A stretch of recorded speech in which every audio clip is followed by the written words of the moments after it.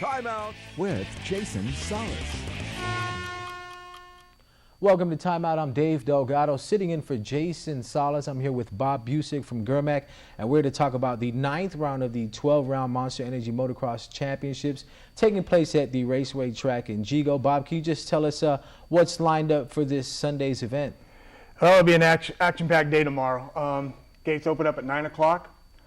Practice will start as soon as they get in there and they register. Register will start as soon as they get there, 9 o'clock till about 12 o'clock. 12 o'clock, we'll clear the track. We'll get all the riders together. The kids that are racing, we want their parents present, and we have a riders meeting. Basically go over some issues that might be happening out on the track, any new rules, anything like that. Kind of remind everybody of what's going on out there and stuff like that. Anybody has any questions or something like that, it's a good time they bring it up. Then we, if we have time, we open up the track again for one last quick little 10-15 minute practice for everyone, and then we start the racing at 1 o'clock.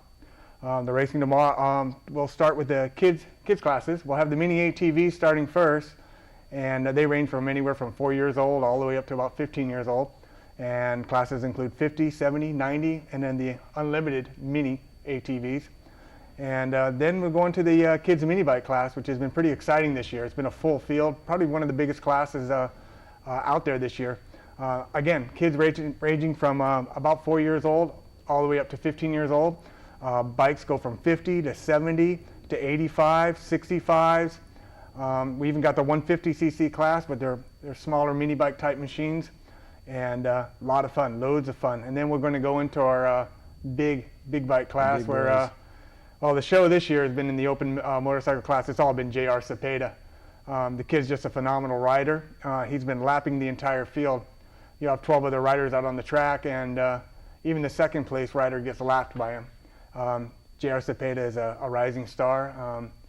He keeps up with it. I think he's got a great future in the sport, represents KUAM very well, and just watching the guy ride is just amazing. The way he jumps, his style, the speed he carries through everything, phenomenal. We got some of our top riders out. We're hoping they'll be back for tomorrow. Tim Wenden is from New Zealand but lives on Guam. We're hoping he's going to be out, very fast rider. Jonathan Lizama just had a baby boy, congratulations. And we're hoping he'll be back now that the baby's healthy and here, and now Mama's not going to have to freak out or anything. Maybe he can make it out to the track, hopefully. And several other riders. We did lose a couple of riders. One of our riders, second in the point, Jacob Einloth, is off to college, off to school, somewhere in Florida, I believe. Best of luck to him, and we're going to miss you. And also, Ray Manabusen, our Open ATV points leader. He's being deployed for the next 2 to 3 months, but should be back in time for the last round, hopefully, and we're going to miss him too. Yeah, let's talk about the track over there. Recently holding the Smoke and Wheels event back in April. What are some of the most recent renovations made at the Raceway track? Well, to the motocross track itself, we added a whole lot of dirt. Not as much as we'd like. We'd like to have a whole mountain of red dirt over there, moved over there, but unfortunately that's pretty impossible. But we got about 20 to 30 new loads of dump truck loads of red dirt, which we built a big uphill double jump with it, very spectacular, and added a triple jump. We were going to add a set of whoops in there too, but we didn't have enough dirt to do that. But we did have a lot of fun high flying jumps. Extended the track, made it a little longer around some new obstacles and stuff like that. A lot of fun.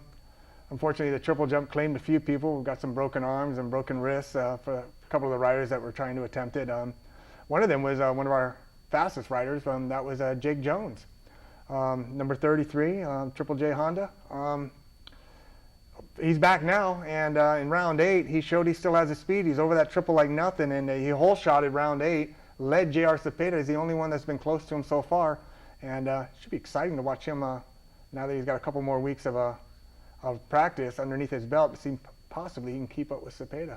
Yeah, let's talk about the latest with the military and the track itself. I know you guys been trying to get a lot of signatures out there to keep the track. What's the latest with that? Well, first of all, thank you to everybody who came out and signed those petitions. We had them at the movie theaters, and then a lot of family members were going out with the petitions and getting their families to sign it. And boy, thank you so much, because it did make a difference. According to the website, the military has taken notice that we are well organized and we are out there using the facility all the time, and they are going to have to deal with us. And hopefully, you know, if we can keep the pressure on and they keep the racing going and everything, and they'll realize that maybe the Guam International Raceway isn't a site that they want to pick on, so to speak. Okay, real quick, contact numbers for anybody that wants to get involved with the whole motocross and ATV scene. Well, we got a website.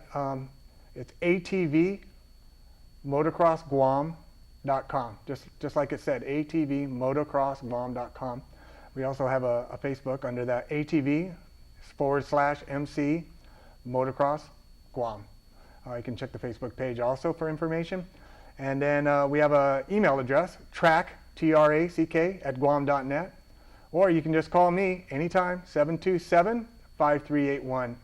727 like the airplane, 5381 spells Jet1, Jet1. All right, thanks a lot for coming in. That's going to do it for Timeout. Crystal's Paco's back right after this. Timeout with Jason Salas.